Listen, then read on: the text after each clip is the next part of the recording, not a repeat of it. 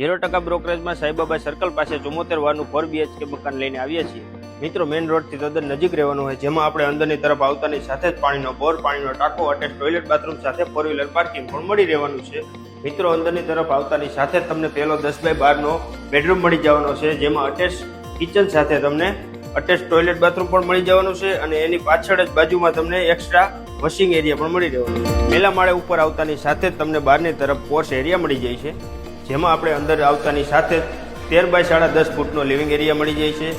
અંદર આવતાની સાથે 10 ફૂટનું લેડીઝને મનગમતું કિચન ગેસની લાઇન સાથે મળી જાય છે, જેમાં આપણે અંદર આવતાની સાથે સેકન્ડ બેડરૂમ મળી જાય છે 10x12 ફૂટનો, જેમાં અટેચ ટોયલેટ સાથે વોશિંગ એરિયા પણ મળી જાય છે.